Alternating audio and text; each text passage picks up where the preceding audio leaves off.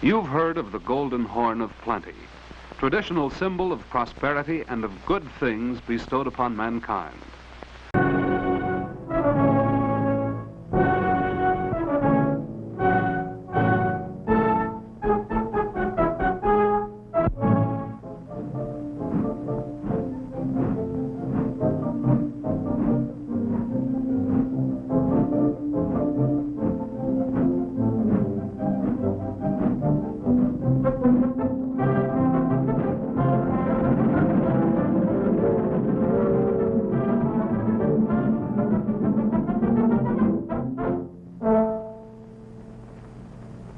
The 20th century is never old because it is constantly reborn. Daily the command is issued, make up the century.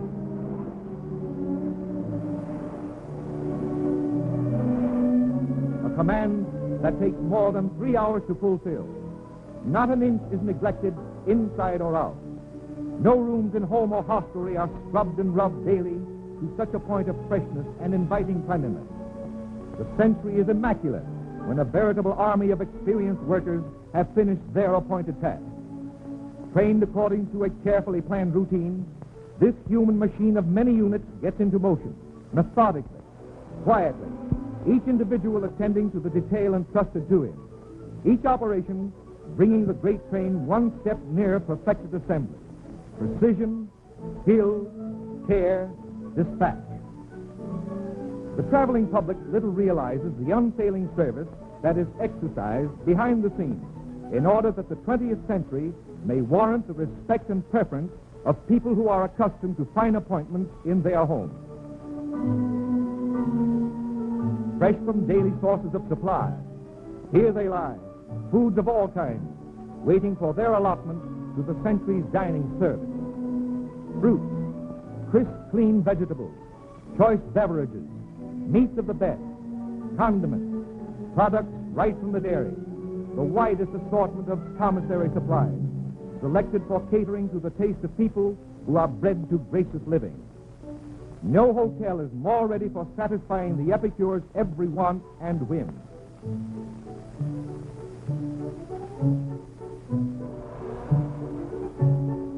The quality of these fine foods is matched by their meticulously careful handling, with every precaution for cleanliness.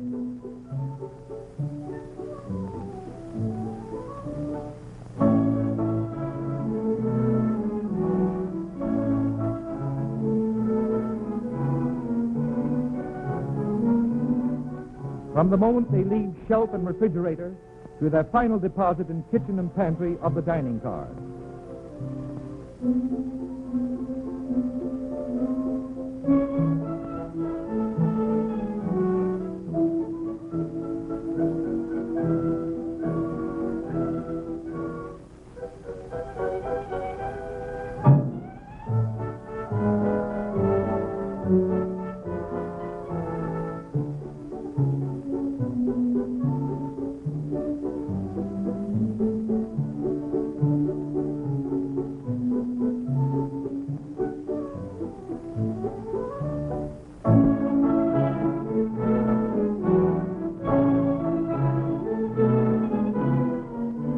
Everyone at his post, immaculate.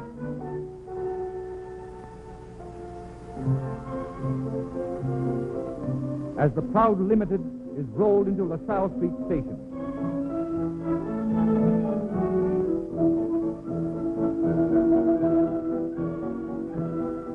With carpets laid for those who are about to enjoy its bright and spotless accommodation.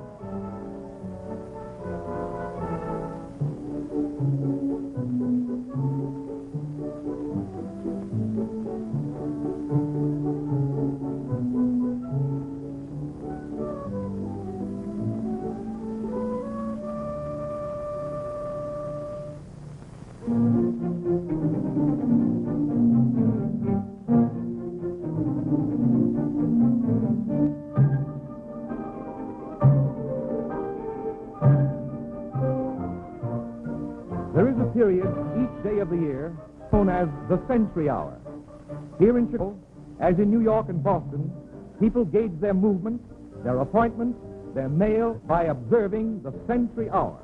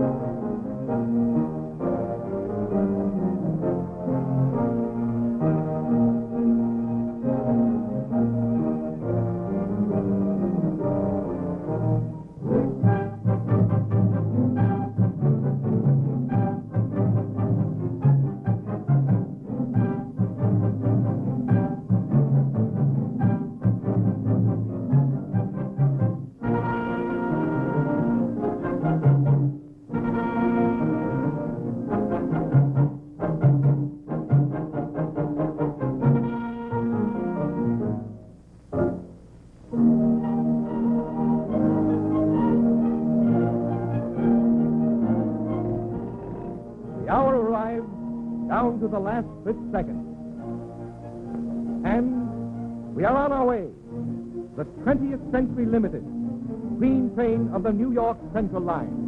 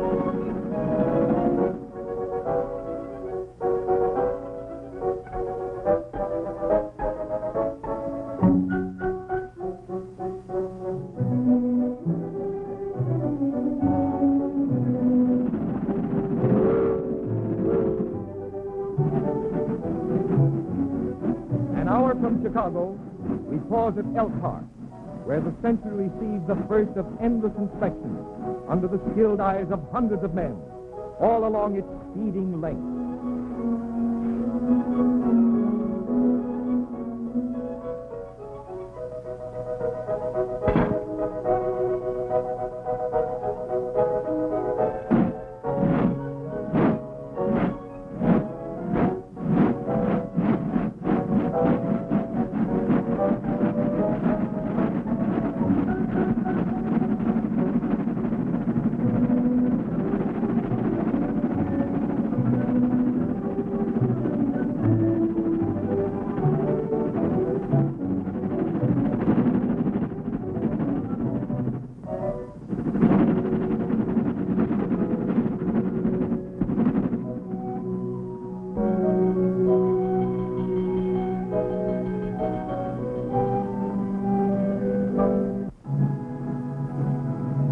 Early evening, just a few minutes at Toledo.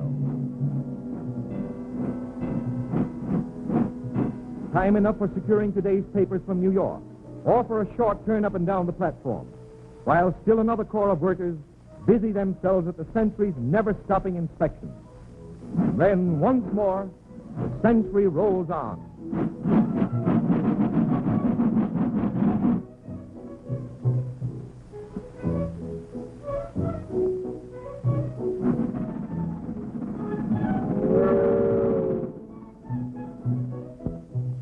Experience has taught the guests of the Century to look forward with zest to the dining hour. The very appearance of one's table is stimulating.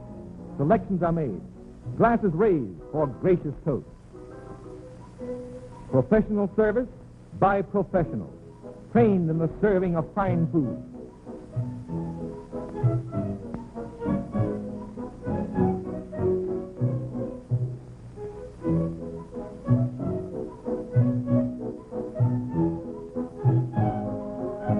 Appetite-teasing delicacies top off the famous Century dinner.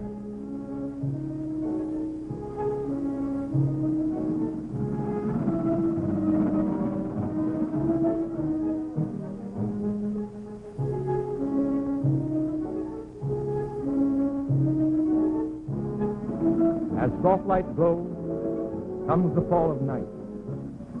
Some indulge in their own forms of diversion.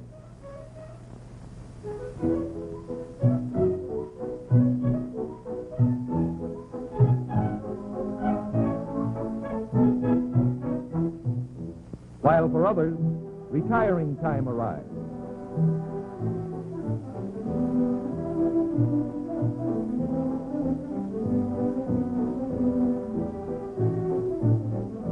Fresh, clean, and invite repose. In drawing rooms, compartments, individual bedrooms, and spacious berths, refreshing rest is assured on the Century. Asleep or awake, Century travelers revel in the freshness of pure filtered air. In every car, day or night, winter or summer. Ideal traveling comfort, for the 20th century is air-conditioned from end to end.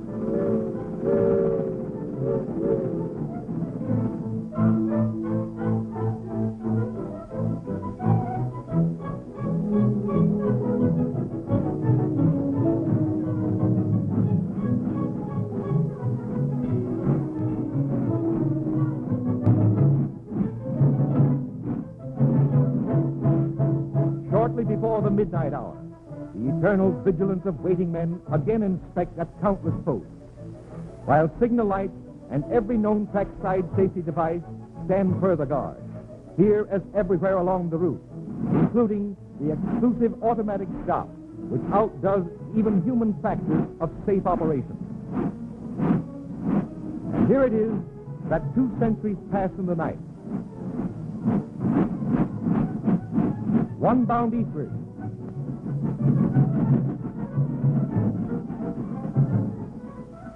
and the other speeding from the Atlantic to Chicago.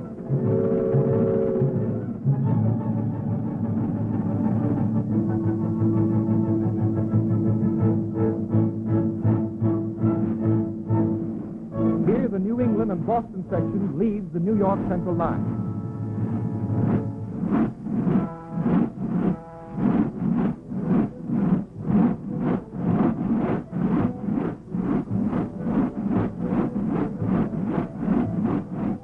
And proceeds up the main line of the Boston and Albany toward its destination.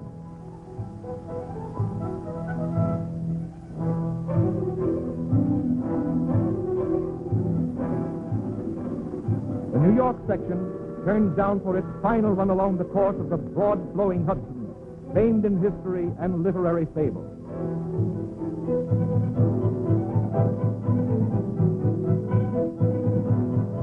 A glimpse of West Point, majestic on the opposite shore, cradle of our Army's commissioned staff, nestled high above the river that rolls on to the sea. Framing vistas of supreme beauty in our windows, as we arise and prepare in comfort and ease for the occupations of the day.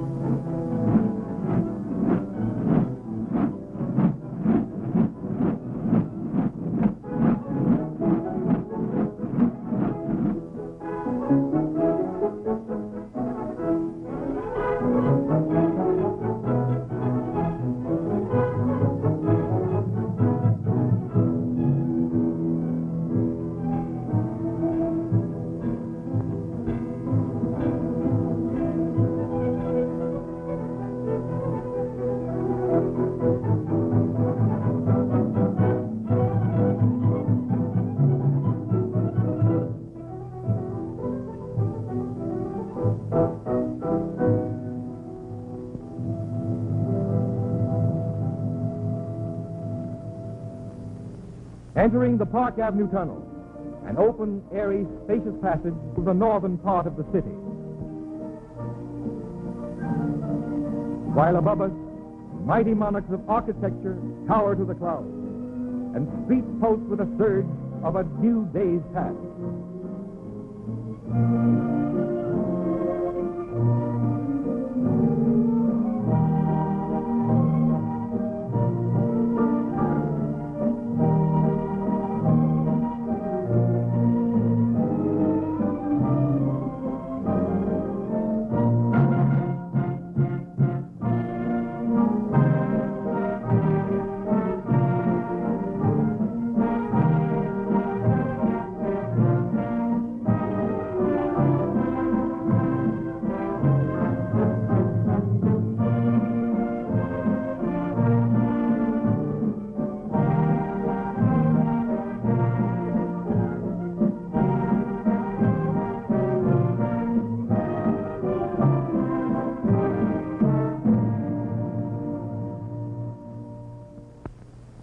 Here, in the cathedral-like spaces of the terminal itself, throbbing heart of the nation's metropolis, we have arrived, the way of ways.